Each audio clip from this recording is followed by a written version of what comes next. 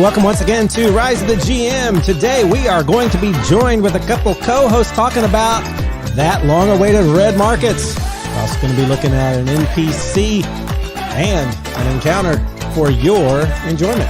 Stick with us here on Rise of the GM. Well, we are excited today to be joined by, as you can see on your screen here, I'm going to see if I can point the right direction, Eric and Barry, in addition to myself and Adam. So guys, welcome. How are you doing this fine Thursday? Doing really well. Excited to be here. Red markets. Woo! It's about time. Now, normally, I would say this, Eric is normally in Georgia. Yes. Today he's in Illinois. You know why?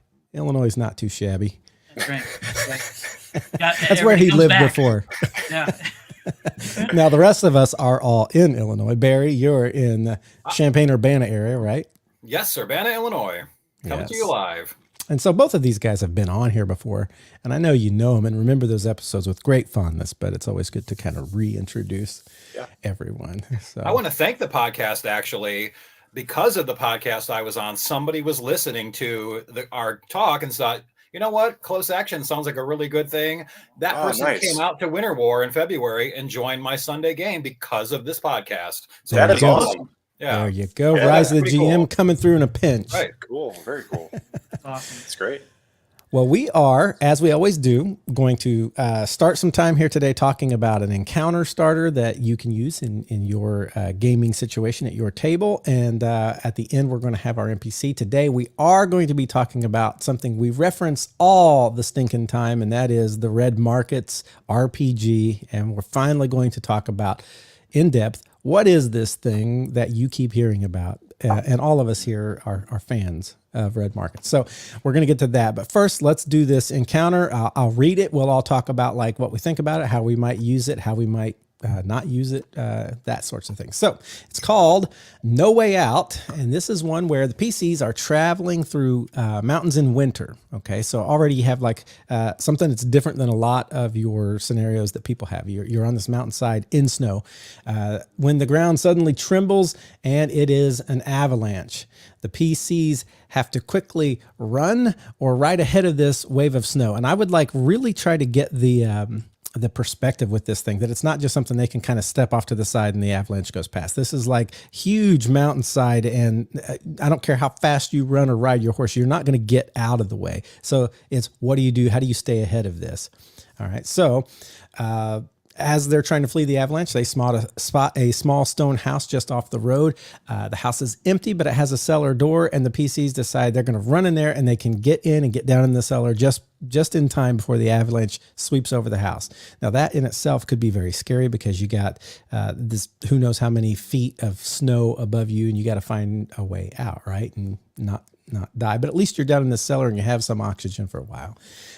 It traps the PCs in this cellar, and they then discover once they get down there that they're not alone. Okay, so they're in this cellar, and there's a young woman who's cowering in one corner and 3 wounded men, and the men seem to kind of be hunched around and protecting some object wrapped up in hides. Okay, unbeknownst to the PCs, the object that they are protecting is a white dragon egg. The men fought this dragon atop a nearby mountain. They stole the egg, and the dragon triggered these series of avalanches to stop them from fleeing the area. That's why this whole thing happened in the first place.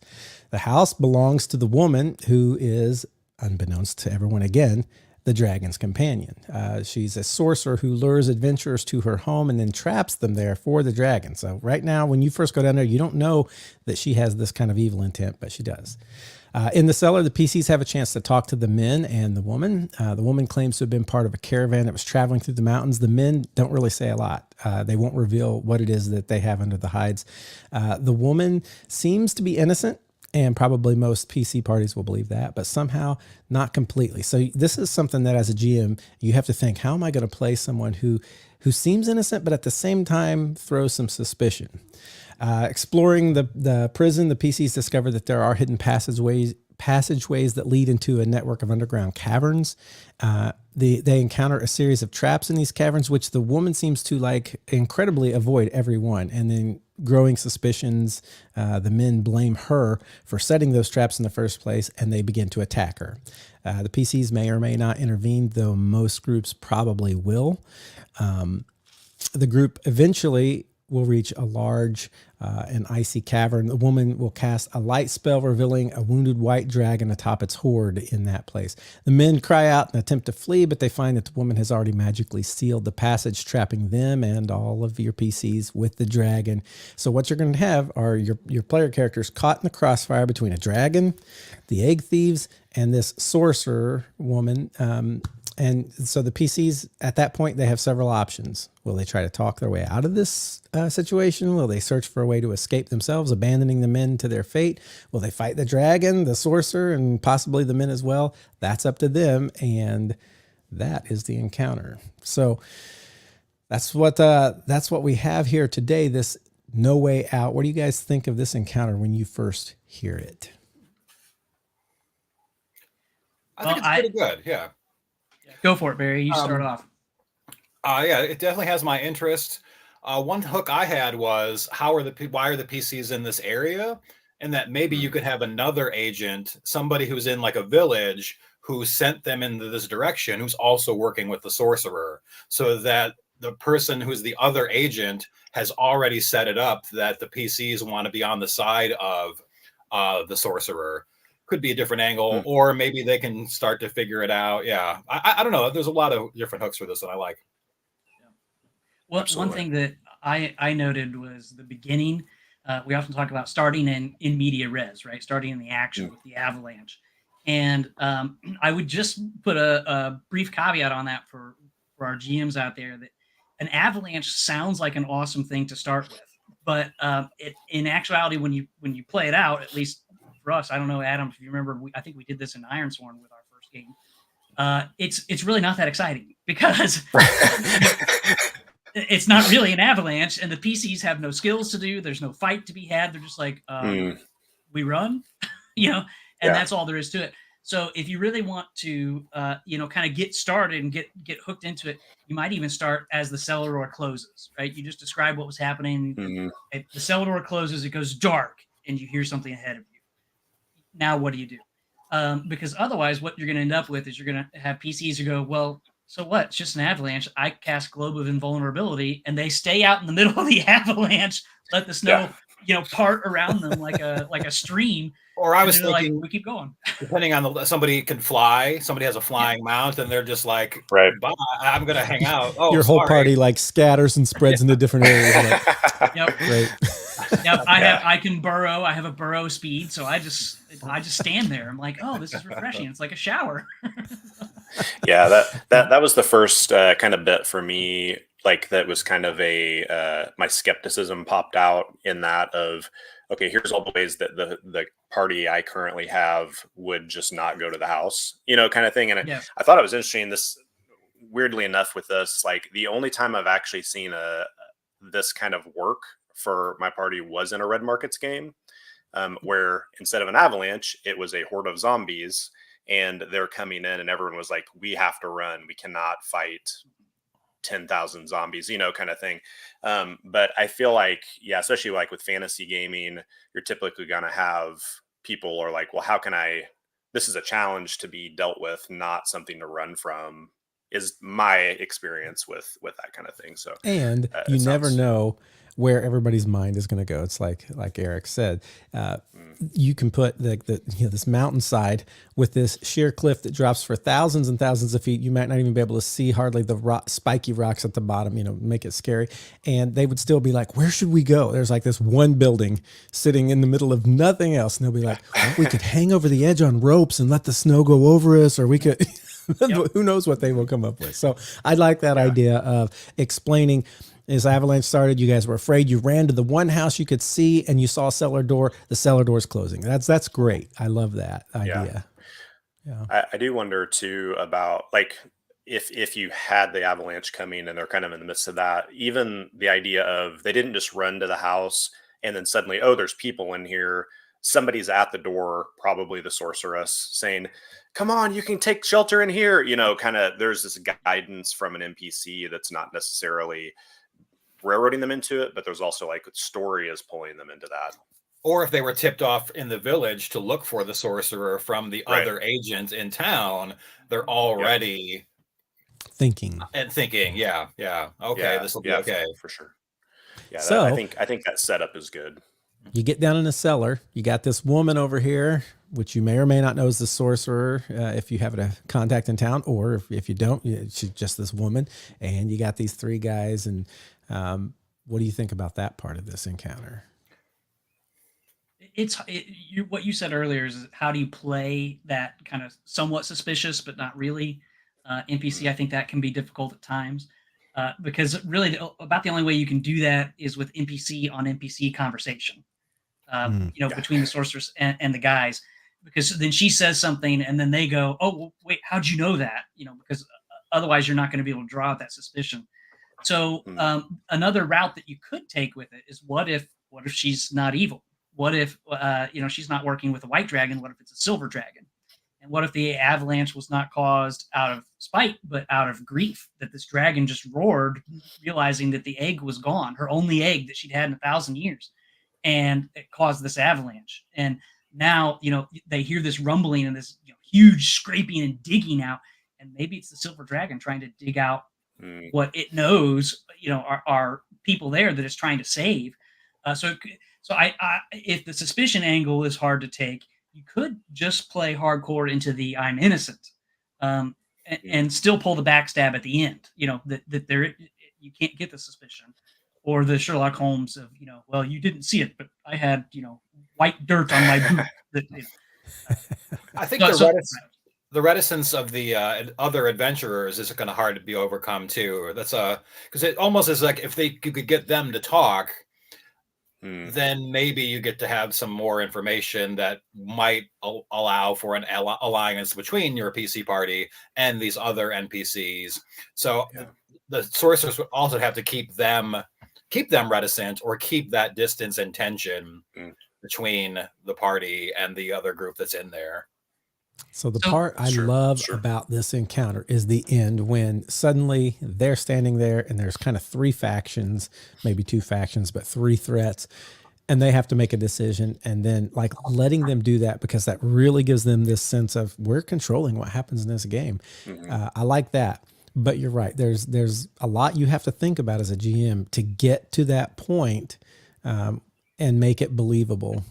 Like you said, with the reticence and with the sorceress and with the dragon, is it good or bad? And how long did it take you to get through this tunnel to get to where this big cavern with a dragon in it is? And what did it look like? So I think there's something for me that's interesting in this one, but you'd really have to think about how am I going to play this out as the GM? And what you don't want to do, and I've said this before, don't become the guy who like you're having a conversation between the woman and the three men like constantly and your players are doing nothing for like half the night. you don't want that. So one technique that I've seen work in other games, actually it was in a Legend of the Five Rings game, was taking that there are these two factions, right? So we need to know, you need to know a little bit about the motives of these three guys. Why are they taking the dragon egg? What purpose do they have? And why is the sorceress working with the dragon? What is there some empathy there? So that way the players have to choose. But the strategy that they used in this Legends of the Five Rings game was there was one, the bad guy was actually right, but he was a jerk and he was evil and he was killing people. But it was this game where like there was like a river that had changed course and he was claiming land that actually was rightfully his. And the good guy was just a total schmo, total pushover, and he was on the side of right, but completely incompetent, right? And so you had reasons to kind of go both directions. Well, this guy needs our help, but he's wrong. This guy's a total jerk and is killing people, but he's right. And so you might be able to, in the details of these three egg hunters and the details of the sorceress, kind of provide some of that dichotomy so that there's an interesting choice to make between those two. Or maybe the dragon has some sort of beneficial symbiotic relationship with nearby for whatever reason. Maybe there's another layer beyond the mountains, and that for some reason the white dragon has some sort of protection against a third or another entity that maybe the villagers don't like the dragon, but alas, it has some sort of benefit to them. Yeah. For sure. Better the evil that you know. Yeah. Yes. Yeah. So there you go. Tricky encounter. Adam, what were you going to say? I was going to say, I always love multiple group encounters. It was kind of referenced a minute ago. Like anytime there's this like choice, or even just you're kind of in the crossfire kind of situation. And I also, something I really like about this is there's a lot of plug and play pieces where I do think like if you have an ongoing game that this is going to sit down into, it could be a lot of different things. It could be something else that was stolen from another kind of creature. The sorceress could be something else, I think there's a lot of variable pieces that could really make it easy to fit into a game that you have. Because again, we've talked about that before. There's to always be a sense of travel. This could be something you come across. It could be something that you've been given those like kind of advanced notice about, hey, you have a contact here. All those things I think really play this well and give you a lot of opportunity to do just different things with it. So I like this as even just like a primer, And to harken back to one of your previous shows on improv, right? This is a great chance for that, just to riff off of what's actually going on. Because what if the white dragon is like King Shark, and it is somebody who's transformed into this evil dragon that's becoming more and more and more evil, And the reason that the sorceress is doing this is she's trying to find and trap this mage because nobody's willing to listen to her. So she's got to trap somebody who can try and break the spell. So there's all sorts of ways that you could take this, and I would encourage you, just come up with some ideas, throw them out, write them out in a journal or whatever ahead of time, whatever's fun for you. Don't make it work, and see what you come up with, because there are a lot of good plug and play things, like you said. I'm sorry, Matthew, I cut you off. No, that's great. And like Eric said earlier, I think the thing that makes this successful is to make each one seem like maybe I could help this group or that group. In the game the game we're playing, I keep saying that, we haven't played it in a long time, but the game I'm leading called The Dormant Mind, we had this exact scenario almost. We had there was a wrathstone that was stolen, and the governors like got with the PCs and said, listen, this was going to be sent to the emperor, and then therefore we wouldn't be taxed for a whole year, and our whole community would get a boon. We need you to get that back. The Thieves Guild had also tried to get in touch with them and say, hey, we need to get this, and you guys are part of, some of you are part of what we're doing, and we need to get this for this reason. And then there was the mirror, the girl who had it, and you didn't really know if she was good or bad. And what I did was I brought everybody to the docks to this airship at one time. And so all three of them happened to be there, and the PCs had to decide. But what made it successful, what made it interesting, was the fact that all three groups had kind of had interaction with them before, and was believable in like, why I might help this group. I might help this group. And so what Eric was saying earlier is like, what, if you could have some empathy or have some like reason to help the three guys, or some reason to help the sorcerer, some reason to help the dragon. So yeah, you want the choice to have tension, not have a clear answer. Right. Yeah. So anyway, nice little encounter. We're going to move on from that, because today our main topic is one we've referenced, red markets. And I am going to let Adam, as always, kind of kick us off in this, and Eric and Bear are going to have parts to put in here, and I probably will be the least. I'll just be chirping in on their stuff all the time. But here we go. Red markets. Yeah, I'm just really excited and to get to this finally. And we kind of talked beforehand about just kind of different takes that we can have. We're gonna walk through just kind of an overview of the game. We're gonna talk mechanics a little bit and kind of the feel of the game and what that experience was like. Kind of pass through that, but I know we don't have to stick with any of the specific topics. Feel free to jump in, at any point with this. But we've all played this game, unlike a lot of the other games that we've talked about so far, where one or the other of us haven't played. Like this is all four of us have been in campaigns and done this. I've run a lot of games with red markets, but kind of the basic idea. I wanted to read a little bit, but the kind of quote that I think of a lot is that the world's ended, but rent is still due. The world has ended, but rent is still due. Is kind of that idea, and this is it's marked. I've got the book here. I've told that to people, and they have a good react. They react to that well too. They think that's a great line. Yeah, it's awesome. And the idea is it's a game of economic horror, and I think that's a really important thing to think about with this, where it's not just like a horror game. One of the things that's kind of a like staple of this game is that, like, yes, there are zombies. They're called casualties in this game, but there are zombies, but the zombies really aren't the problem. They're kind of the setting, and I don't want to walk over what other people are going to say, but that's an important piece of this game, where it's really very much about like scarcity and how you deal with that idea of like, okay, I only have so much to go around. Am I going to get like bullets or food or take care of my dependents, those kind of things. So it's a really interesting kind of take, and it's unlike anything I've played. There may be other things out there that are similar, but it's definitely unique in that for me. But I did want to read just a section of like the very first words out of this before we kind of talk mechanics here a little bit. This is directly from the book. In red markets, characters risk their lives trading between the massive quarantine zones containing a zombie outbreak and the remains of civilization. They are takers, mercenary entrepreneurs unwilling to accept their abandonment. Bound together into competing crews, each seeks to profit from mankind's near extinction before it claims them. They must hustle, scheme, and scam as hard as they fight if they hope to survive the competing factions and the undead hordes that the market throws at them. The market is the GM. Takers that are quick, clever, or brutal enough might live to see retirement in the safe zone, but many discover too late that the cycle of poverty proves harder to escape than the hordes of undead. So that's kind of the opening to that. And I just really enjoy this game. Love the play style, love running it, and kind of asked Eric to talk mechanics a little bit here. You want to kind of speak into that as far as like what you've seen and read about in that, Eric?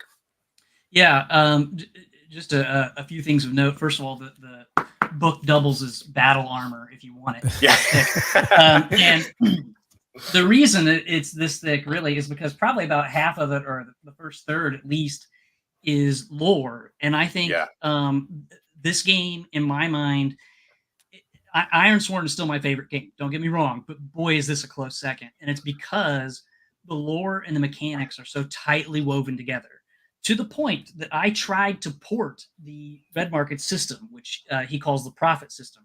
I tried to put it into a fantasy setting, and I just could not do it because it is so tightly woven between the lore and the mechanics. And I really love that about this game in particular. So with the mechanics and the way it works, just briefly, you're a taker. So you've got stats. Each stat has skills that you can bump, and you're rolling 2d10. So a little bit like Ironsworn, you're rolling 2d10, but there's always a black die and a red die. And again, this represents the market, right? So you want to be in the black, not in the red. And so kind of the black die is the PC outcome, and the red die is not. And so generally speaking, the market, or the GM in this case, doesn't roll in most cases. Mm-hmm. So what the player would do is roll those two dice to see, and they would take their black die plus the stat bonus or skill bonus and compare it to the red die, and you're trying to beat the red die. Okay. There are also crits if you get doubles on the dice, a little bit like Ironsworn. But they alternate between evens and odds. I think it's the odds are crit failures and evens are crit successes if your 2d10s match. And then there's a set of inside the mechanics, right? Inside each mechanic, Caleb Stokes, the author, kind of provides two different avenues that you can go. There's what's called boom play, or there's bust play. And boom is where your characters are a little bit more heroic, a little bit more able to handle things. I think that's more how we played. And then there's the bust mechanics, which are just like, you are screwed from the beginning. You got to kind of plan everything out. And so the black and the red die decide everything that you're going to do.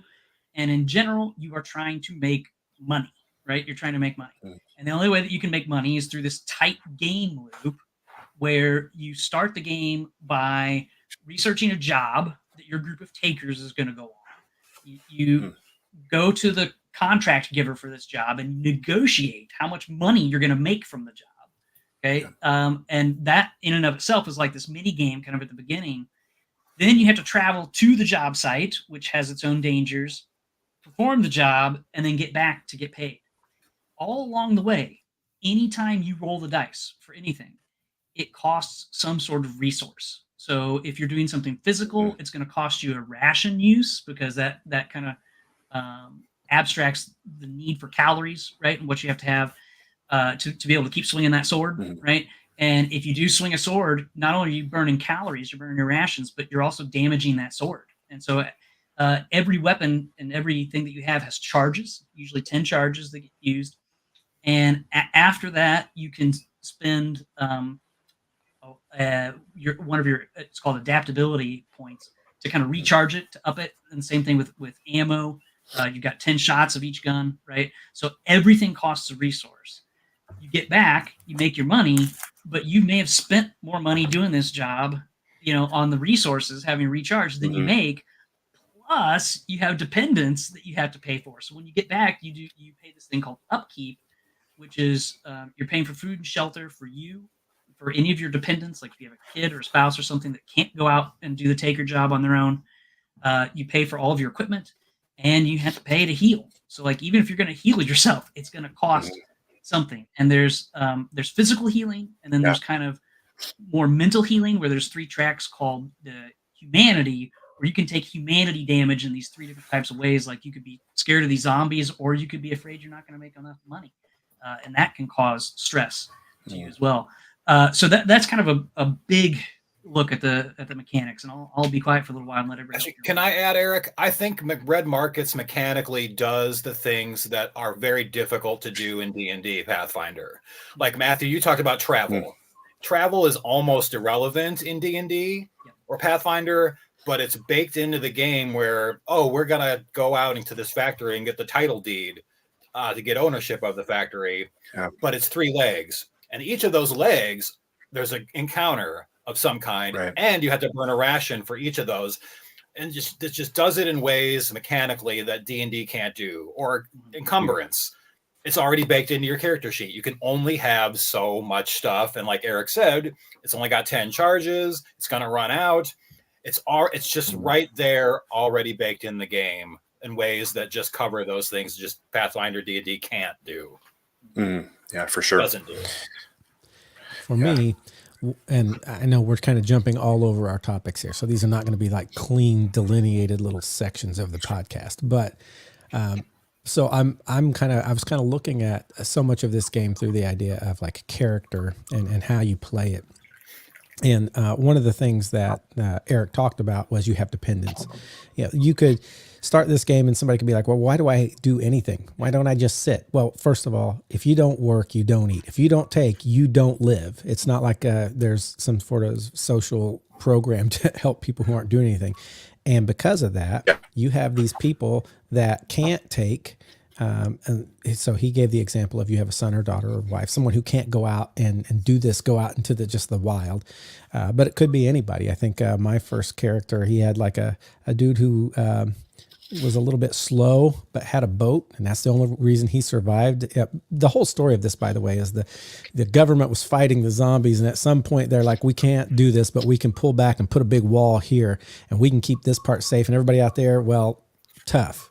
Live if you can. That's where we are as takers. We're out in, what's it called? The loss. Yeah. And you're out there, and Adam touched on this. There's this dream that you can make so much that you can then find a secret way to get into the safe area and retire in safe America, whatever. But for people out there, that's not a given. And so you're out there, and when this whole thing happened, it went to the Mississippi River before they gave up enough ground.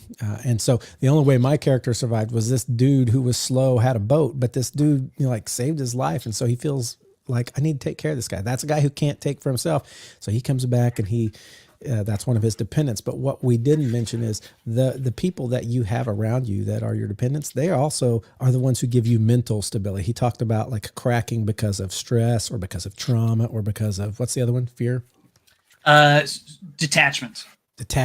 Yeah, because you can get like so into this killing that you kind of detach from reality and from your emotions and stuff. And you need people who like kind of anchor you, people who give you that reason to live. That's your dependence. Without those dependents, although they are a drain on you, they also are the one that keeps you mentally in the game. And I love that aspect because you go out and you do this stuff for them, and it really begins to matter, not just for yourself. And I love the fact that the mechanic, which we kind of talked about, you can hit a couple points where you crack. And once you crack in one of those areas, you've had too much detachment and your brain just like kind of hits this threshold. You can no longer go back above that ever. You're now from that crack down it does the horror mechanics really well. Yeah. And so you got this mental aspect to the game that I really enjoy. And so when I play the game, I'm getting a gun and I'm shooting some people and stuff. But like for me, it's what's going on in my mental life as I'm doing this for my dependents and with my team and for myself. That's a big part of it. And I love that idea as you go through the game. In addition to the dependence, your character also gets to have certain tiers and goals that you set and that anybody can set whatever they want. So there is also that element of motivation that I think is really nicely done. I think my next character is going to be like a 1980s nostalgia freak. And I want to like try to collect. I think my dependent is going to be a talking gizmo doll. And I'm going to try to like, and I'm going to interact with the gizmo doll. Yeah. I'm going to try to like collect all of like the Garbage Pail Kids. That's going to be one of my tiers. I'm going to get like every John Hughes movie on DVD. Or like, you get to create whatever it is that you want. Like this is like once I reach all these thresholds, then I feel like, and I've got my dependents taken care of, then I can leave and try to escape. And so I think the dependence and the personal motivation of the character is a really nice. Like, why is my character doing these things? Right. Those work nicely together. Yeah, it's one of the perfect marryings of lore and mechanics again. Go ahead. Chester Copperpots is going to be the name of the character. Yes. We got it planned out. Okay. Oh, I love it. He's ready. Yeah, I totally agree with the way that things are married or tied in together. Like this is an extremely thoughtful game in that way of like these things have been thought out. The mechanics like do tell the story, and I love that about that. Whether it's if maybe you've played like Call of Cthulhu or like Delta Green, the humanity tracks look kind of like the sanity tracks in those, but I think I like the way that it plays a little different. And another thing I love about the mechanics is I think it's the fastest game I've ever played in regards to like a quote encounter kind of thing. Like it moves, and part of that, Eric brought up like the red and black die. Even if you roll your red and black die, black is bigger than red, you passed. Like I don't even have to do math if I see that, kind of thing. But then it's like I have to add one thing, and again, is black bigger than red? Okay, I passed, kind of thing. And I really like, that's awesome. The market, the GM not rolling much of anything. At first, when I first started running that, I was like, I don't know, like that feels kind of weird to like not ever be engaging unless it's like, well, how many casualties are there? 12, and they're 5 shambles away from you, kind of thing. That felt kind of weird at first, but once we got into it, I was like, I love this because I can focus on what's happening. I can focus on the story and what mechanics are going on, and everybody else is doing the rolling. And I just love the speed of the game too. It's been a really big thing for me. That's my number one probably favorite thing is speed of the game at the table and arc wise. Yeah. And again, that's cool. Part of that mechanics that what they say in the book is that the market always succeeds, right? You can't stop the market forces from happening. Right. And so even during a battle, the zombies or the bad humans or whatever, they're not attacking you. and rolling dice, you get the opportunity to dodge, right? And so you get mechanically, you have two actions. Think of it as kind of a major and a minor. They call it a tactic and a twitch. But your major action can be used to attack, and then you can save your minor to dodge, or you could use it to try and fire a gun one more time at the end. But if you don't dodge, you're getting hit, period. Like you're taking damage, right? Because the market forces are always successful. And so a couple of ways thinking about the damage, just mechanics here wise, you are split up into, you've got your head, 2 arms, 2 legs, and your torso, where you're taking physical damage, and you can take 2 types of damage. You can take stun damage, which is a little bit easier to heal, or you can take lethal kill damage. And so the way that they did that is they think of it as an X. If you've got 1 mark of the X, it's stun. If you got both marks to make the X, it becomes kill damage. So if I did have one thing that kind of bothers me about the mechanics is that even when you roll the black and the red, the black is how much damage you take, but the red is the location. And because of that, if you're successful, the black die is always higher than the red. Well, the lower numbers on the red are always the legs. So you're always hitting the bad guys in the legs. Because basically, he's got 1 through 10 assigned. So 1, 2 is the right leg, 3, 4 is the left leg. Yeah, and Adam's holding up a chart there. And 5 is a couldn't right quite arm. see it, but yeah. 6 is a left arm. 7, 8, 9 torso, 10 head. Right. So you're almost never going to hit the 10 because of the way the dice roll. And he didn't really want the legs to take up 2 numbers each, but it fit with that mechanic so well he just couldn't get rid of it. So one of the modifications that I made is I kept the black and the red dice, but I rolled a D8 instead and of a D10 separately for where you would hit on the body. And that way it kind of evened out the randomness of where it was going to hit. And the legs only got 1 number instead of 2 that you could take off. So that was one mechanical modification that I made. That was fun. Yeah, I think when I did it, I added an kind of thing. So it kept the same, but it was not based on the hit. It just was an extra kind of deal. I do think that's a worthwhile like homebrew in that is, and I was talking to Sam Grant, who came about the Fallout recently, and there were some there are some things that are similar, I think, to like the Fallout game and the mechanically in this. And we were having a conversation about that too, I think that happens in that game too. I need to do some study on that, but it looks like there may be a hitting of the legs kind of situation that's happening there too. Yep. So, if you play this game, if you're out there and you're like, you want to pick it up, that could be a worthwhile change is just to add that extra roll in there to see. Yeah, because the bad guys always headshot you, and you always leg shot them. So it's, but that still fits the theme, that you're screwed. But that was one thing I was not a huge fan of. And Adam was Barry, trying to show that character sheet real quick, and I couldn't see it on there. Let me just bring that up so everybody can kind of see what that looks like here. I just have to think here. Window, this one, share it. This won't take long here. We'll all kind of pop to the side here. There. So you can see on this screen that can you see my mouse moving around? You can't. Okay. I was moving my mouse around pointing, but you can't see it. You see this shape like a body. The 10 little squares next to the head are how much your head health has. And once that's dead, you're dead. You could be headshotted dead.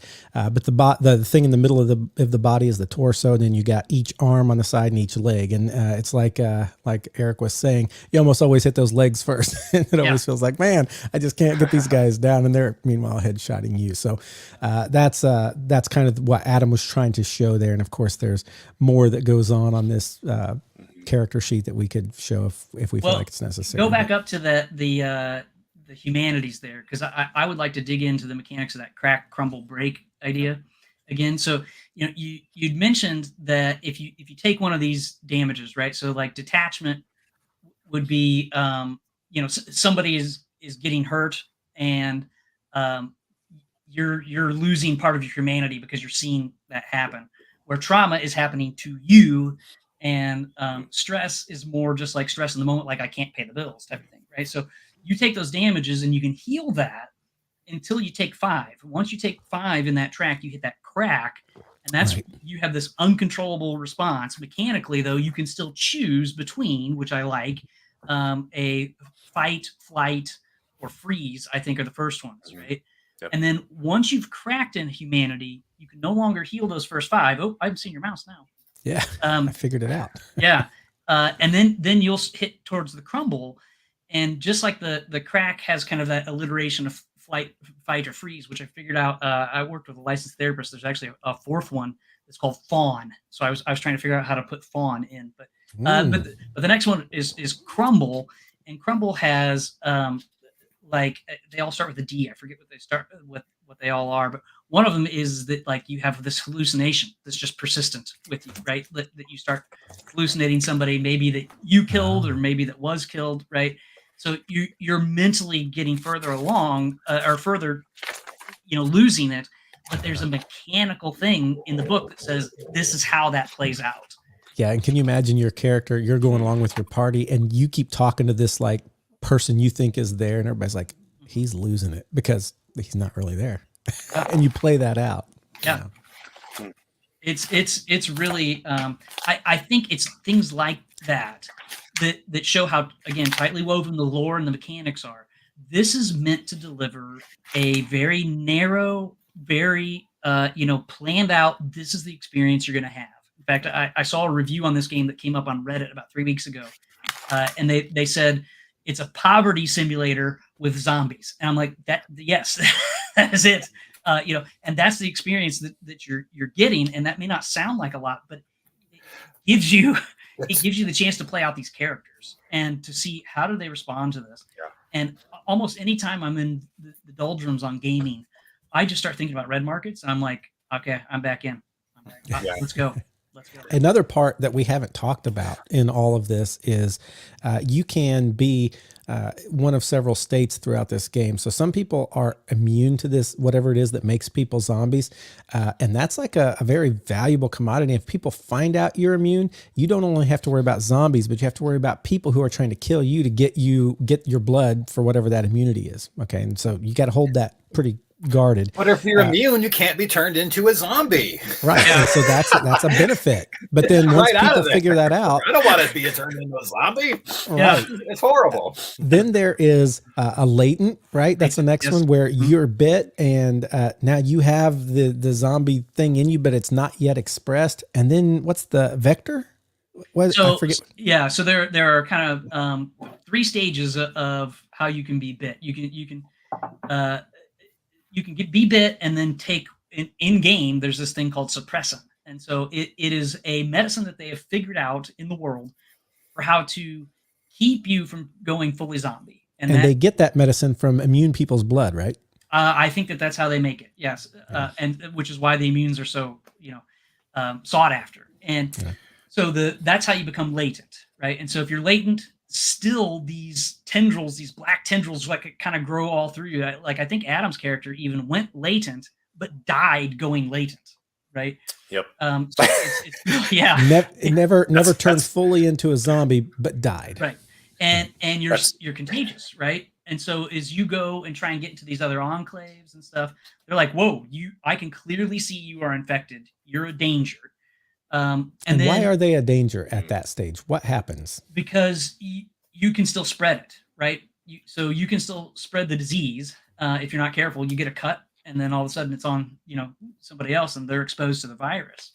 And if they are exposed and they don't have suppressant, then there are 2 ways that can happen. There's a hot bite and a cold bite. And the hot is where you become a vector, and a vector is this thing where the tendrils have grown through you, and it's really kind of this puppeting thing where this virus is puppeting your body and strengthening it. And so when you're a vector, you're running around killing stuff, but you are still conscious and with it. And so one of the things that they talk about that's so horrifying is called the apologies, where you are killing people and screaming, "I'm so sorry, I don't mean to do this." And just the horror of that hot bite. Yeah. And you're probably killing those people closest to you, your dependents, your family, the people you are with every day, and apologizing while you're ripping them apart. And it's just horrible. Yeah. And vectors are so strong that you can't just like one shot them like you can a normal casualty. So the cold bite is where a vector has run out of steam and has gone into torpor, which is kind of a sleep, and then will come back as the slow walking zombie. And as the slow zombies, the slow casualty, one shot and you're dead. Right. All it takes is one hit, so you don't even have to check where you hit a zombie at their location. It's just if you hit them, they're dead. And so yeah, those are the 4 stages: immune, latent. You could be a vector, or you could be a casualty. And then there are what are called abominations, which are these things that nobody knows where they came from, but they could have come from experiments on people trying to figure out this disease that got out of hand, and might have this huge ball of flesh that's just rolling around with all these arms or something like that, right? Or as we saw in one of Adam's campaigns, and this is another part that I come back to. So we ended up at this elementary school, and there were all these kids on the playground, and so it's like I think they were abominations, right? They weren't, or were they casualties? Aberrant.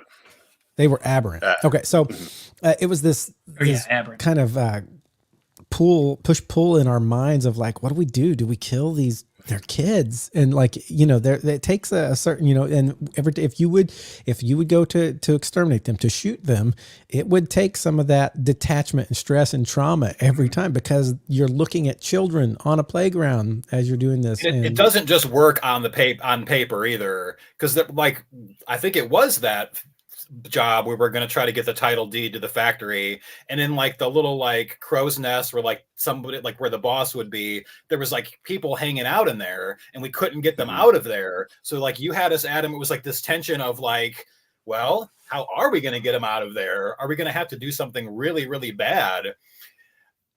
Me as a person was like, ooh, this is kind of freaky.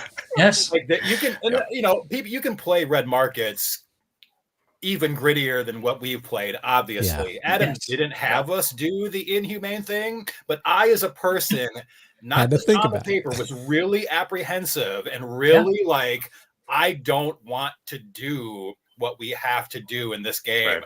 And I think there's something really like rich. It goes beyond just pen and paper and dice. It's really, really gripping and intriguing. Yeah, for sure. Yeah, those kids on the playground, they were aberrants because they kept reliving a moment in their life, so they weren't trying to kill anybody. They were just little kids swinging. Was it? Yep. And you knew. So here they are, these kids swinging, but they're a zombie, but they're not trying to kill anybody. And like, what? But they're still completely bad at this point. Like, oh, just the tension is unbelievable. Yeah, right. The tension is unbelievable. Or like when we were going for our big score, and I think the first game, I had like the sniper type character, and I was hanging out on the outside, but I was legit, everybody else was already in. I was legit afraid to go into the building. Like I did not want to go into the building.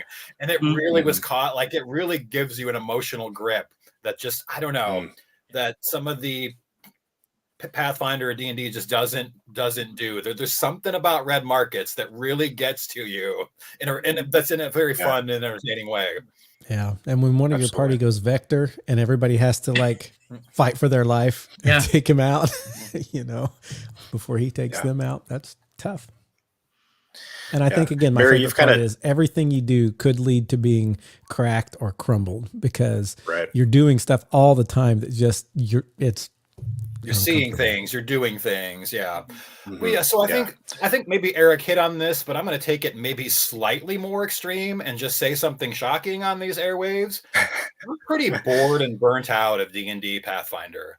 Like Matthew, Adam, you said, hey, we're going to do 5th edition, 1 through 20. It's going to take us a year. Do you want to join? I don't think I do. But if you said, hey, we're going to play Red Markets, I'm there. I am so there. It just breaks up the mechanics, the feel. It's a really great blend between, like, there's a story and you have a point, but you also can kind of work within that story to kind of create your own thing and a little bit in different ways. So I really, something about Red Markets that I really, really like to just break up. Or the encounters are different. Oh, in D&D, it's a bunch of orcs. oh wow, orcs. I've seen orcs 1,000 times. Or the PCs are always going to, depending on how you're playing, the PCs are going to win. If you're playing a power game, you're really not in danger or a threat of character. Like, you're going to win. Red Market, nope, you're legit scared. Like, it's that gritty realism. And again, I think if we played it a little up in that, if we upped that gritty realism, it could get kind of uncomfortable. But I think, Adam, you keep it at a nice level. And I think something about the setting also, the setting is the United States of America. Yeah. And it's really easy to, it's not Middle Earth. It's not some exciting fantasy land. It is the US of A. And I don't know if y'all are like me. It's easy to project when you're playing red markets. It's easy to project like out there. So for example, Matthew, Adam, on 130, there is a grain bin system of like 5 stainless steel grain bins with like a catwalk and a house. And there's always these semi trucks there. And I'm like, that would be an awesome enclave. Yeah. Or like last summer, the Urbana Meyer, and they had all of these shipping containers in the parking lot. And I'm like, oh boy, this is a red markets enclave right here. Yeah. You can really sort of put those things and see them in the world that I don't know, in ways that just doesn't happen in D&D. So it really, it really reaches across the page for me and just does something as a person. It's great. Yeah, and the lore you can hook into because of for how you play, and because it is in the United States, it's familiar, but it is near future. I do want to say that it's so you can get, like, if you lose a leg or something, you can get a bionic leg kind of put on, but it doesn't really work quite right, and it still has to use charges. You still got to find somebody to run on a treadmill to produce energy that will charge up, something or whatever. So it still costs something to make it happen. And there still is the internet, but it's not completely reliable because it's run by these basically weather balloons, satellites, by the moths, and the DHQS is always putting out this propaganda of what could be out there, which are, the DHQS are the people who are kind of coming out into the territories from the government. And actually, I guess we should mention that too. What money is, one of the reasons this is hard to port over. Money is called bounty, and really what you're doing is you're finding the driver's license or other proof of death of these zombies, right? Of these casualties. And if you can turn that in, that is worth a certain amount, because the official government that's over on the East Coast said one day is going to be Reclamation Day. We're going to retake this land, and whoever's dead that we can prove is dead, their property is going to be in this land lottery thing, right? And you're going to get a slice of it. And so that's why these driver's license and things like that are worth money, and that's what you're looking for. And so you're willing to risk, digging through a zombie's stuff, even though you could get infected, because you might just find some bounty on them. And if you do, it's that little bit that you can put towards your retirement. Another thing I like player wise is everything has a point and purpose. There's direction. And again, this maybe just isn't my style of play. Sometimes people like to just kind of get that amorphous, directionless RP going. And you're just, for me, this is me. Like, why are we doing, like, where is this going? Why are we doing this? Right. Red markets, it keeps you focused. It keeps you, like the GM will say, okay, this is your interaction. Great, you did your interaction. Now here's your interaction. Now you did your interaction. Or you're in town. We're trying to figure out some information about somebody that's giving us a job, and we want to try to figure out their ways to like get a better deal for ourselves. Okay, you get an action, everybody gets an action. It kind of, that amorphous space that D&D can live in, which for me can be sometimes not my favorite thing. Red markets forces you into, but it also gives you it gives you combat, it gives you role playing, it gives you different types of interactions, but it forces you, the speed of play keeps it moving, keeps it going. There's a point and a direction that for me in my experience isn't always there for D&D. Yeah, and it goes back to that expectation. You said in D&D, probably the players are going to win. In this one, probably the players are all going to die. Yeah. I mean, it's just the opposite. I mean, you may last longer than everybody else, but probably you're all not going to make it. Yeah. Or something's going to stay with you. You're going to be haunted by it. It's And even the kind of more amorphous parts, or the role playing parts where they will ask. He has a book of, throughout the book, there's all these random tables that you can roll on to generate stuff, but including for what are called vignettes. So these are, you can skip a leg mechanically. You're allowed to skip a leg, which saves your resources if you role play out a scene where you talk about like the impact that the loss had on your previous career or something like that. So you roll these dice, and so you have the role play is directed. Like if you're paying attention to the game, you can do those things better. You can it's like that yes and or yes but. You can draw on what the lore gives you, and you spin it into what you want to make it, and it really forces you to stay paying attention and be active and really mentally engaged at the table, which I think is fantastic. Yeah. And I think we got to talk about theater of the mind and cooperative storytelling, because this is this is baked in right from the beginning. It's you can do these things in D&D, of course, but it's not quite in the mechanic from the beginning. In Red Market, it is there. You cannot escape it. You have to do these things. And I just think that's so much more rewarding and interesting. Like if we're going to make an enclave, everybody has to give a part of the enclave.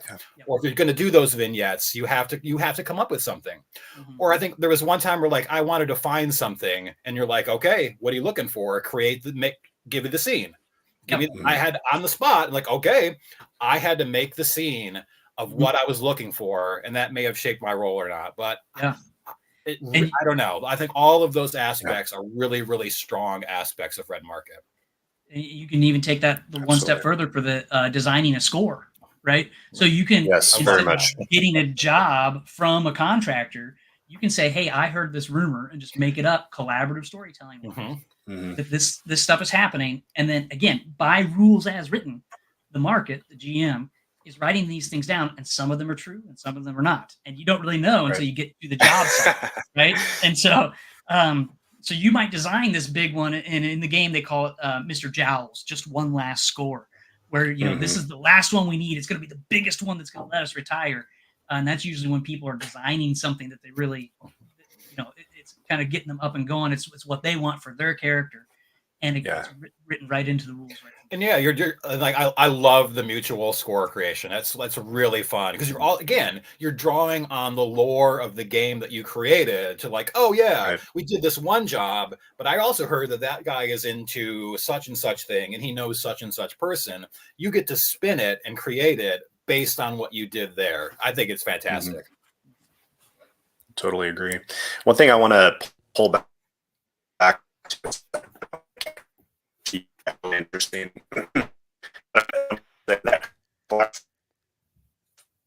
Hey, Adam, I'm going to ask you to hit all of that again if you can hear me, because you're skipping so badly. We couldn't understand that. I think your internet must not be great out there. He's in his wife's studio today, new space, and I think he's kind of frozen on us here. Yeah. Oh, he's back. I Go love ahead the and say all that again. Storytelling. I love the collaborative score creation. One of my favorites. But I do want to talk a little bit about, and I want you guys to talk since I'm skipping, but the weak, soft spot. It's the three spots, the weak spot, the soft spot, tough spot. How did you guys experience that? Well, first of all, I'll start and because these guys can probably give more information about that. I just like the fact that you can have one person who kind of specializes in the will or whatever it is that becomes the better negotiator. But that doesn't mean that everybody else is doing nothing while he negotiates, because everybody then has to do something to help him in that negotiation process. Having said that, I'm going to let these guys talk about how that works. Yeah, so let me hit the mechanics of that. There are three things. There are three spots that your character has: a weak spot, soft spot, and a tough spot. And mechanically, what you can do is you can lean into a weak spot or a soft spot, and gain a will back or which will let you. Will is the thing that you can spend to flip the black and the red dice, so that if you had a loss, you can flip it into, a win. So these are kind of role-playing mechanics. It's almost like, if you are familiar with 5e kind of picked up the faults idea, right? So these are almost like character faults. So on this character sheet I've got right in front of me, an example of a weak spot is this character was obsessed with his casualty death count. So he kept marking all over his skin, how many kills he had and stuff. And so if it came down to, I could get away safe or I could kill another zombie, he might go and kill another zombie and lead into more trouble. And because it led to more trouble, you get a will back. A soft spot is something that you are soft towards, right? So instead of necessarily being a fault, it's actually part of the good part of humanity, but it can equally lead you into trouble. And so when you are, and then the third one is the tough spot. The tough spot is really there's not classes in this game, but the tough spot is as close as it gets. So the tough spot for this character I'm looking at is he was a fenceman, which means that originally he was standing at the fence of an enclave, and it was his job to go around and poke and kill the zombies. And so every tough spot that you have gives you one bonus to something, right? You do something else well, but it also gives you a detriment too, so that it balances out. So if there is a class, there are like 10 or 12 of these tough spots that you could choose from, or you could create your own. When you're negotiating, as Matthew was talking about, you might have one person who's negotiating for a contract to try and get more money, right? And they're the charisma-based people. But everybody else contributes through these spots, because what you can do is you can find out the weak spot or the soft spot of the negotiator. And so it's a little bit like Blades in the Dark, where while the negotiation's happening, you kind of go backwards in time to somebody else's turn, right? And then they would roll what's called a scam, where you try and see, okay, what did they figure out about this negotiator that my guy can use as they go in and actually do the negotiation. And yeah, that's what I'm like. So the person is doing the negotiation and they're getting their star part of the character, but everyone else isn't just sitting there while that's happening. Like, I myself have a contribution to make, just like Eric has described. Yeah. Or, going back on railing on D&D a little bit. Not too long ago in a game I was in actual 40 real minutes at the table, all I did was a double move. I moved 12 squares on the hex board in 40 minutes. Yeah. Why am I doing that? Like, that doesn't happen every time. I'm maybe slightly hyperbolic here, but 40 minutes and all I did was a double move, or go, like, if you got high power 3.5 characters, how many dice am I rolling? I've got 4 attacks. I've got all these magic accoutrements to go with it. I got to roll all these dice. Mm-hmm. Red markets, you got 2d10s. Yep. And you add your number. Or if somebody is doing the negotiations, you played your part and you contributed, and it just moves. You're not just sitting there doing nothing. Right. It's right. Yeah, it's fantastic. Yeah. And so in addition to helping find, so you say I'm negotiating with, the head of some department, and I'm trying to get us a job, and they're negotiating based on her soft spot, her weak spot, her tough spot. In addition to that, they can go out and do things that help the negotiation in your favor. Like, say you were going to go get a shipment of water, they could do. We always had this example. I can't remember what it is, but that you do something to like spoil the water in town so that it makes getting more water more expensive. So you can do things like that as well. Or you find out that they're lying and they're actually really desperate and they have to have this water, but they haven't been letting that on. Like, oh, the supplies are just way down. They have to have it. So and you can stop the undercut. So at the end of every negotiation, there's one of the last things is you close it, but then they try and undercut you with another team of takers. That they're like, you know what, these guys offered us less. I think we're going to go with them. So one of the scams that one of your people can run is to go sabotage that other team so that they can't undercut you, right? Or show why they are terrible and you shouldn't trust them because they're terrible people and they are as good as your taker team. Yeah. Mm-hmm, mm-hmm. Yeah. This is just again, right. The experience is so narrow and the lore and mechanics so well tied together, you get exactly what you're expecting here. Yeah. And it just runs like a well-oiled machine. It does. And it's just so tight. And it's also, you're not signing up for a level 1 through 20 that's going to take you a year and a half. The game, like large scale, the game doesn't last that long either. It's like the speed of the game at the table and large scope is very well done. Yeah. So just to give you an idea of that scope and scale, I think the bounties are like to be able to hit your retirement.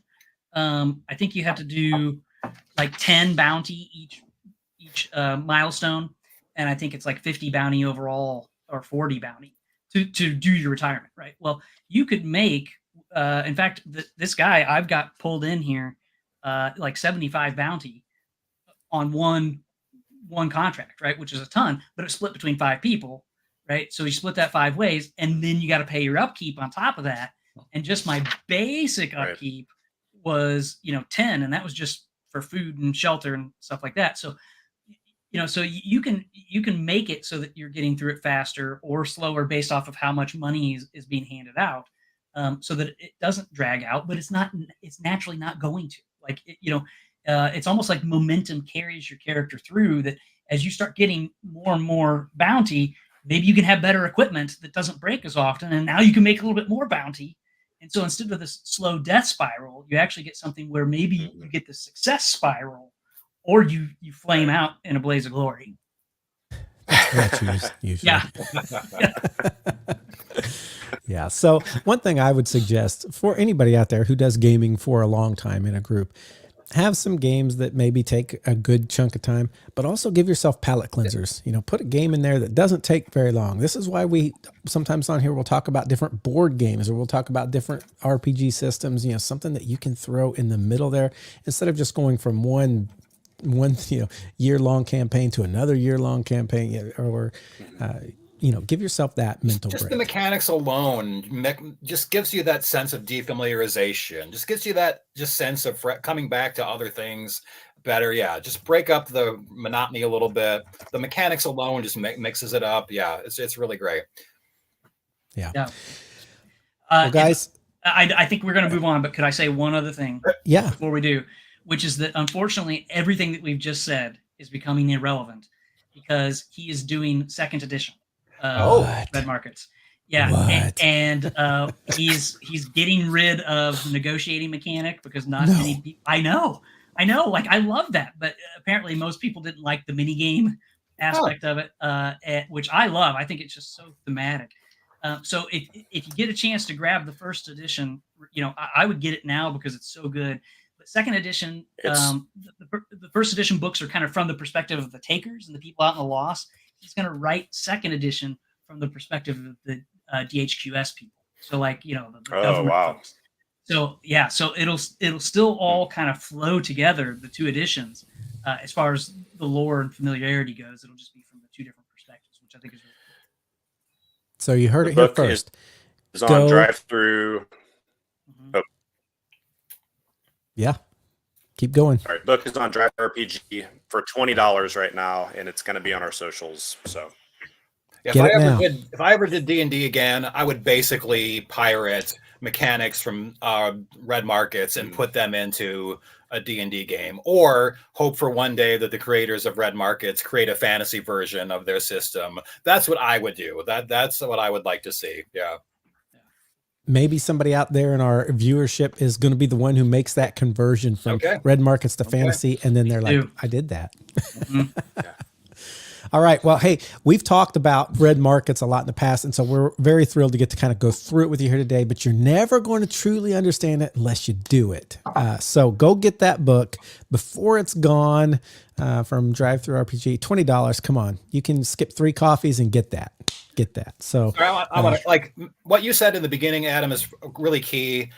I'm not a huge zombie apocalypse genre person, but it's really not. It is a game of economic horror. It's the economic horror that is the game. The zombies are just sort of setting. It's not necessary. It's not really a zombie game. It is that economic horror, and it's like, so if you're thinking, oh, I don't really like zombies, it's not really that at all. Yeah. And if you like zombies, There's enough zombies there. They're there. Too. Yeah. Yes. I don't want to become a zombie. No, I always take immune characters. Always. I liked having immune characters too. I believe my character was also immune, but my character did not start immune actually. So I didn't take an immune. He was called, well, I don't know if it's appropriate, Sphincter 5%. The 5% in his name came from the fact that he had a 5% chance on a roll to be like not whatever was bad, but on a bite, on a bite, and he made it immune. So anyway, don't ask what the sphincter part was about. That was like the opening pregame. The opening pregame, you got bit just to test out the mechanics. Oh, we got bit and we rolled 5%. It's crazy. Woo! The last game we played, I played a character that was really bigoted against Laytons.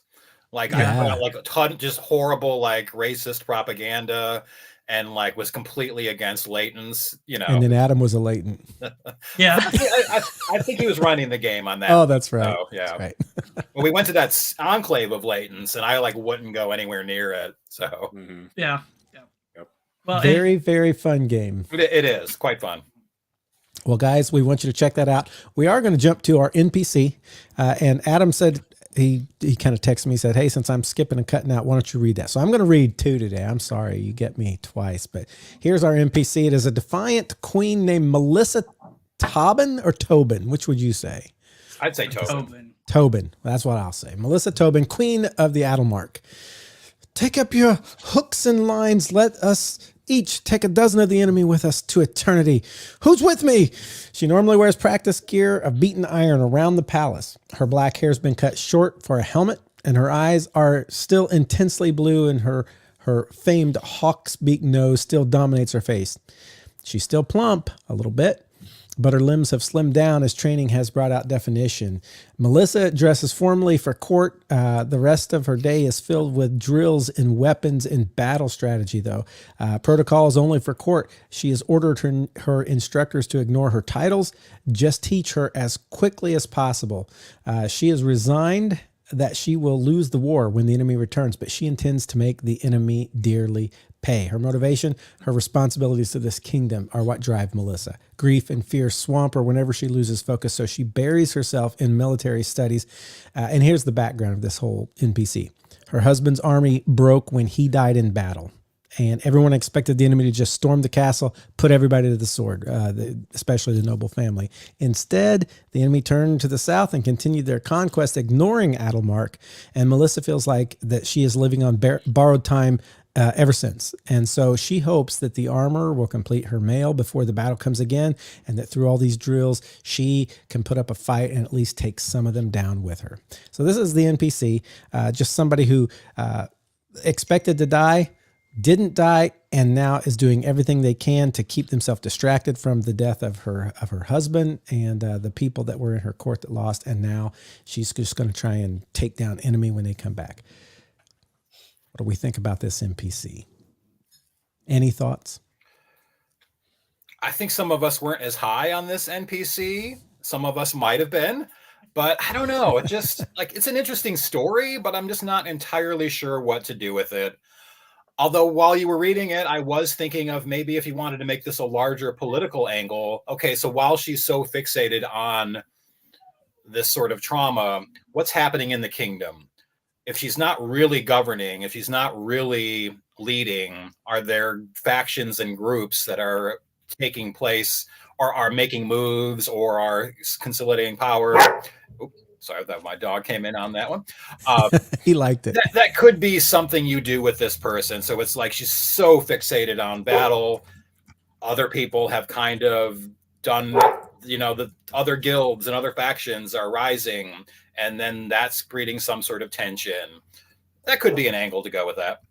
I think what I didn't like when I first read this was she's still plump, but, and then that threw my whole like picture of her into this little round, like the fairy on Cinderella, the little Merryweather, whatever. And I'm like, oh, that's weird. But like, if I don't think about that, if I think more about the fact that like she's already starting to kind of, thin and muscle, show muscle in her form, I begin to think of her as this person who maybe used to be used to court and all of the politics that went along with that, but now she is like totally focused on this battle, and she becomes this wartime, and nobody expects her to make any difference, to be anything, just slaughter when they come back.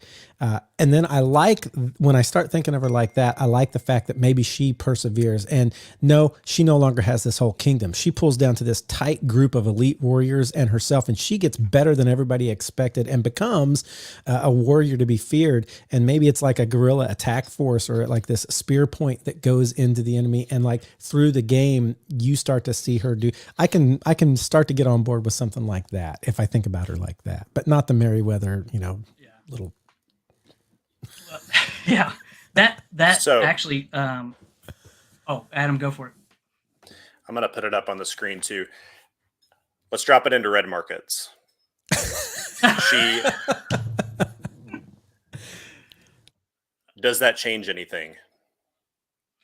Well, the angle that Matthew had, actually, I am now willing to see it more in a fantasy opinion, because it sounds more like the Golden General from Dragonlance, right? Like Laurenthalus, right? Tanis's kind of love, but and so I would say if you wanted to keep it fantasy, one issue is the way that this is presented is there's some urgency in here, so it's more of an encounter than an NPC because of that urgency.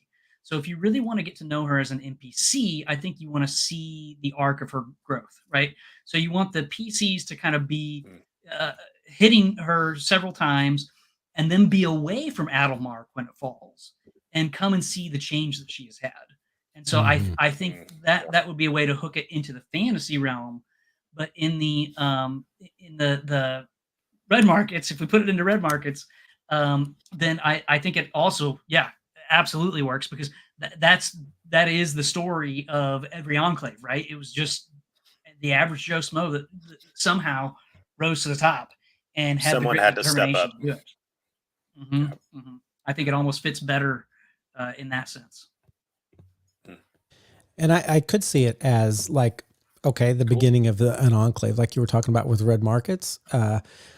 I forget, we had like an enclave that was set underneath a bridge going to St. Louis, that was run by the Angel family, and like that whole story. And I do think it's fun to come up with that kind of, what was that? The Bridge of Angel. The Bridge of Angel, right? And I do think it's neat to come up with those kinds of stories, and I could totally see her being like the leader of the enclave, who goes out herself sometimes and becomes a feared, person, but then you're in there somewhere. But yeah, I could see it in either setting, to be honest. Yeah. So Adam, before we even made like the little bit of a change that I kind of forced on that story, you like this character. What did you like about her? So I hope this is coming through, but anytime that there is a person who this is the Theoden in Lord of the Rings, yes, we're going to die, but we will meet them in battle nonetheless. Like that kind of person, I'm going to get behind. As a player, I don't care what my character actually does. I'm going to jump to that call, kind of thing. So I like that about her, where she's like, this wasn't my job, this wasn't my role, but I'm stepping up into it, and we're going to die, but we're going to take 12 of them each, kind of thing. So I'm always going to be drawn to that kind of thing anyway. But I like the idea of throwing out, I really love the idea, like what Eric, you were saying, and kind of building off of those thoughts of like, we saw what it was like before, then this thing happened, and now we're seeing the change. I do think that's super important in that, to actually, not if you just walk in and it's like, well, we have this like really tough person who seems like they're out of their element. It's kind of a weird situation. It's probably not going to land as hard. But I like the idea of, it's like someone to follow, or even like maybe coming from the other side, somebody to negotiate with. Maybe they're not the ally, but it's like, you now have this toughened person that they're very driven, and you have to come in and talk to them. So I like that for just having somebody involved in your games. And part of the progression I think I would like in this NPC, again, this is personal. I think I would like her, you said a person who says, we may not going to win, but we're going to go out there and take 12 down with us, and we're going to fight. You can get behind a person like that. I love in my idea, the fact that she was of that mentality and she goes out and somehow makes it, comes back. Maybe not with everybody, but some of her and those few who come back, and people keep trying to promote her to like be in charge of a greater army, a bigger thing, but she won't. It's just always her. And every battle's like, we don't know if we'll come back, but it's me and these guys that made it through with me. This elite, I love that sort of idea. And I don't know where you would use it or that you would use it all the time, but I like that character. Yeah. I'm telling you, going back to Red Market. Yeah, we can put Red Market. Rob Henry says in the chat, she's the NPC embodiment of a training montage. Yes. That's yes, exactly. That is it. And I like that third stage too, Matthew, that you said. And maybe that's when you actually get hooked, because when she goes out to fight, right, that's the encounter. And maybe, the PCs get lost in that shuffle too, and you think she's dead, and then lo and behold, she did survive. And now you've hit it onto her when she's at stage 3 of her character progression, and you've seen all of these stages go through, and now is the time that you're doing more interaction with her, just because you've had that history and seen the change. Yeah. Another thing I would throw in is, why did the army turn to the south? Yes. Why did they just leave her for dead and not finish the job? What made them go to the south and kind of ignore this kingdom for so long? Did the PCs come from that engagement? Did they know something about what happened and can give information to her that might help if they come back? Or something in there could be something that you stretch the this could even be the campaign starter. Like they came and they attacked the PC's homeland, but then they, after killing the king and several, important people, they turned south. She raises up this little small group, and somehow your characters from their farms and little hamlets where they live, they decide to take up arms and be part of the fighting force. And she was their first general. And so like you go off on your own, but you kind of come back to her, or, who knows, something like that could be anywhere in this story. So that's our NPC. Actually turned out more interesting than I thought I was going to feel about this NPC. So I'm glad we talked that out. We are going to jump into a few Haversack questions. We're at about an hour 21, but let's hit a few Haversack questions. Adam, if you want to pull those up, and we'll see what we got. Should I get a special guest reader for this? Guest reader, do it. Do it. I'll be right back. Start thinking of the answers. We actually happen to have the asker of this question just in the other room from Eric, and he's going to go get Evan Bright, his brother, to come in and read this question to us. We'll see how he intended it. My first time playing going back to Red Markets, I was driving from Urbana and Charleston, and I'd be driving through the Illinois cornfields at night and just be like, I do not want to be going through a zombie apocalypse out in here in the It was an interesting feeling. Evan, we've got a question from you, and so we thought we would have none other than the man himself read the question as a guest reader today. Oh, sure. Yeah. Now, we only have the shortened version of the question. You may have had more around this, but let's hear it. Oh, okay. Yes. So what tables, reminders, or inspiration would your ideal GM screen feature to help you mid-session? The GM screen, a staple from the time we all first started playing role-playing games. What would be on your GM screen, your ideal GM screen, to help you along through things that are tables you keep, things that are reminders for the game, or inspiration? Guys, what do you got to answer? Thanks, Evan. I thought I would, if I was ever running a fantasy game again, I would have a green, yellow, and red card that I would put on the GM screen. If it's green, we're in the early stages. I'm going to pull punches. I'm not going to go after any sort of PC. If it's yellow, it's kind of maybe back and forth. Or if I was going to steal from Red Markets and we were going to do score creation in a fantasy setting, I would put the red out there, because you would also, in score creation, you basically create your own doom. Why has nobody gotten this treasure before? If you know why this money is here, Why hasn't anybody else come along and gotten it? You get to create your own, you get to create your own Doom. If you did that in a fantasy setting, I would put the red card out there that'd be like, you said it was such and such, but it's actually much worse. So you're actually going into it very threatened. You better be careful where you're going. So your GM screen would be a bit of a billboard for what your players are encountering. A little bit, just a little, like a little bit, yeah. Mm-hmm. Yeah. I like some pictures. That's a thing I feel like I've gotten into more with using like Roll20 is like the pictures set, and I think Matthew's talked about that with like the character art before, of like getting into a voice by like looking at the person, and that helps set a tone for me. I like to use that in Roll20 of like, we're having a scene and it is more theater of the mind. There's not like a map, but that, I have this picture of a castle, that we're like in right now. And that like helps kind of evoke that for me. So those kind of things help. And I think if I was like just at the table with the GM screen, that would be a thing. I talk a lot about motivations, and I think even just like a small note card that's just like, talking about what motivates this woman who has taken over the armies of this place, and like being able to work off of that is like a pretty important thing for me. Yeah, it's weird now that I don't really use a physical GM screen. I have so much on my iPad that it becomes my reference.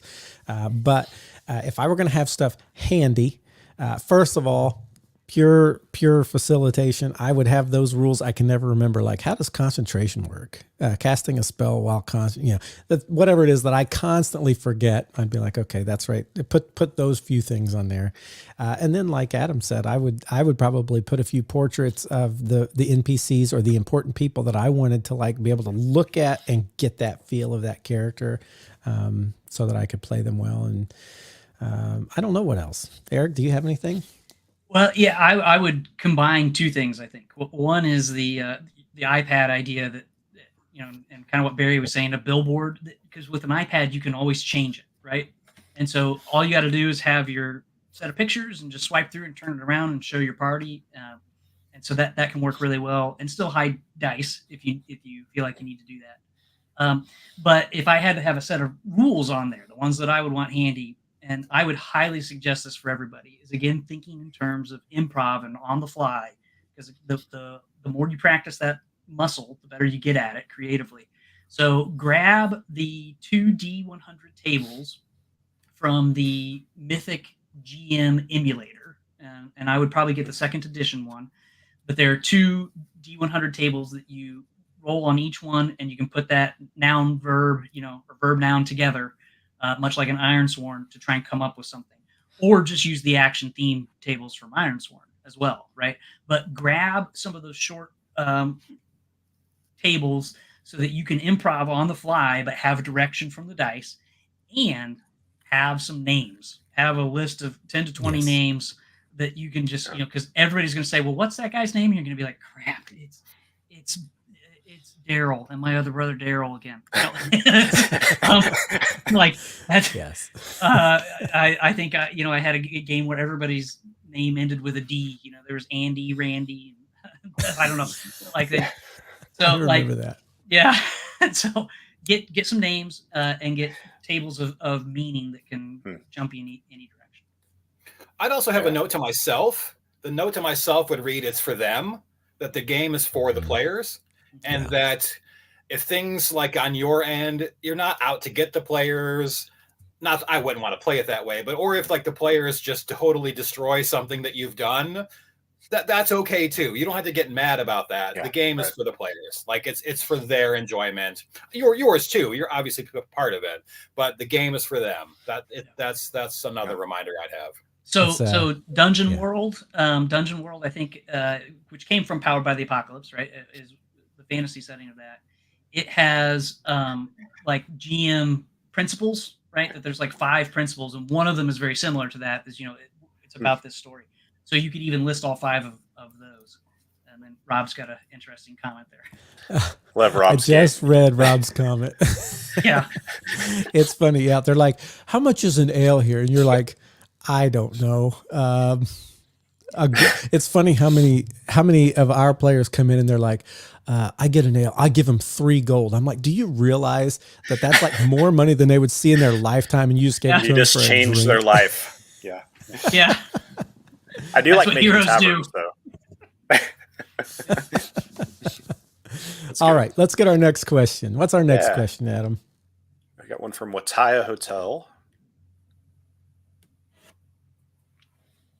Instead of both of us, it's going to be all of us. I was wondering how all of you Switch to handle red markets players is who my like answer. to mess around a little too much or never take things seriously. So this is the person who's either too serious or the person who's too always joking, like everything's a joke. How do you guys handle those people? Again, this can be where I get frustrated with D&D, where it's like you have that space where a person can do that. Or, way back, and Rob, you were there, this going back to like undergraduate days, we were playing like, basically somebody did the version of, I'm going to pee on the bar and make you clean it up and laugh about it or something. And I'm going to bet them that you'll clean. I don't even remember the exact premise. The Quentin Tarantino thing. Why are we doing this? Like, what is the point of doing this in a D&D game? Like, just spare me the idiocy. Yeah. Like, why? Like, I don't want to sit down for this weekly meeting to kind of just play that out. To me, it has no purpose whatsoever. That like red markets keeps you on task pretty nicely so that these things don't happen as much. So it sounds like your GM at that time did not have a set policy for what they would do here. I was the GM at the time. Oh, yeah. No, I was the GM, and I'm just like, why? Yeah. This is I don't want to be doing this. Yep. Well, I said earlier that I felt personally attacked by this question, so I'm gonna have to ask Adam how he handles it, because we were doing like the superhero game. We were doing Sentinels, right? And I would go off the rails 1 minute, kind of goofy, and then the next minute I use my teleporter to teleport my staff into the middle of somebody. I'm like, I just killed you, like death, and like so like I vacillated between these like. Okay, I crossed one line, then I crossed the other. I don't know, Adam. What did you do with me? Well, ignored me. So I'll pull on what Barry you said just a few minutes ago, which was it's for the players kind of thing, and I think like I totally agree with like I don't want to sit through hours of just like stupid like why are we this is not moving anything kind of thing, but like in that case one there that was Eric and Evan were playing. There's 2 people in the party. I think there's a lot more space if you have a smaller group than maybe you got 5 or 6 people. That's going to look different. Like it's okay to have a little more flexibility. I think it's the game too. I don't think like the Sentinels RPG is built to be silly, but a lot of the times I've played that for some reason, there are plenty more silly parts for whatever reason. I don't know if it's the overpowered thing or whatever, but that just seems to go that way. So I think the game, it kind of depends on what it is. I feel typically more of like in the serious epic mode when I'm playing like a fantasy game. So I don't want to like get into that forever, but I do think like to answer the actual question, I do think the session 0 thing is important of like what's the tone? Like what's the tone of the game? What is everybody feeling around this table? And that may not be exactly what me as the GM is feeling. Like I may have to adjust if like everybody at the table is like, we want this to be Cracker Jack, and like it's like, well, okay, like I can do that. That's not exactly where I was going, but I want to know that. And if people are like, no, I hate that, then we need to like adjust also kind of thing. So I think the session 0 conversation is super important. And even maybe like mid game, mid you've played for a while and it's like, is this a point of tension? We need to have a conversation about like, what's the tone? I think we should be able to do that at the table. For me, that mid game, I think. this is going to be a little different than that. Typically what's hard for me, and I think this might've been what Barry was talking about, is, well, maybe it was his whole table, but what's harder is when you have a group of people who are kind of like in a mode of, hey, we want to do this, we want to get this done. And then you got this one guy who's like, I go in and I ask if they have any ale. Oh, okay. I want to sit down and drink 3 dragon breath juices, and I'm going to, and they're basically in their own little storytelling mode. And so what I typically do in that is, as an NPC, I'm pretty bluntly honest, but as an NPC. So if I'm the ancient skull, I'd be like, you boys think you're pretty clever, don't you, with your little sayings and stuff? Why don't you just get on with what you're doing? And I'll say, get on with what you're doing. Or if it's like the female, she's like, oh, so y'all think you're pretty amazing, but it seems like you get nothing done. All you do is sit around and talk, and I'll just kind of call it out to the player, which usually is a very tactful way of shutting it down. Not always. Sometimes that player is dead set on telling their little stories. And then maybe you have to have a side conversation with that person or something. But that's typically worked for me, to just kind of in-game bluntly bring it up that, hey, this is taking a long time and this is way off track. And it can even be that. It's like, oh, you guys are so off track. What I'm trying to find out is who's going to get this thing to market for me. Are you guys willing to do it? And I'll kind of redirect it back there with my character. But you got to have a character and you got to be willing to do it. Yeah. What's that, Barry? I said, I didn't have Rise of the GM back then. I didn't have Yeah. Right. There you go. I do think that session 0 is important, but more important is maybe I would consider 2 things. One, the organics of your group, right? So it may organically morph, because I think we did start that Sentinels game a little bit more serious. And then when I started whipping out my Ninja Turtle communicator that looked like, the actual Turtles shell thing, and I took up a job cooking hot dogs at 7-Eleven, I think things took a turn, in the other direction. But I was enjoying it. And I think that's the second thing to consider is look at the makeup of your group, because I think people go through different phases in their role playing, where you're going to go, I love that high fantasy, big epic feel. And then you're like, you know what? I don't want that. I want something tight into, red markets. And then you go, you know what? I just want to goof because I need something silly. And I really do think there's a kind of a natural progression of where players go. So look at what the makeup of your group. Have you seen the meme, Eric? It's like my first character. I'm a lawful good paladin. I'm going to defeat evil. My 100th character. I'm a sentient loaf of bread, and I use mage hand to carry myself around. Yeah, that's great. That is exactly. Yes. Yeah, because at some point, you've seen a lot of the big paladin characters, and you're like, I want something new. I want more of 7-Eleven. Why not? That's right. And to people who are like seasoned gamers, that gets more interesting. Yeah. And sometimes the jokes are what everybody's there for. Everybody wants to throw in their joke too. And so, read the table. That's right. All right. Well, I think that's all our questions. We are at an hour 37, so we are going to kind of finish off, guys. We are so glad to finally get to talk about red markets. We're so glad you all joined us here today. Eric, Barry, it's always great having you guys on the show. Love it. And next time, we are getting back to better player practices by characters. What are we talking about, Adam? Knowing your character. There you go. You got to know your character, how to play him. We're going to talk to you about what that means in more detail next time. So thanks for joining us this time. We'll see you all then. Bye now. Everybody.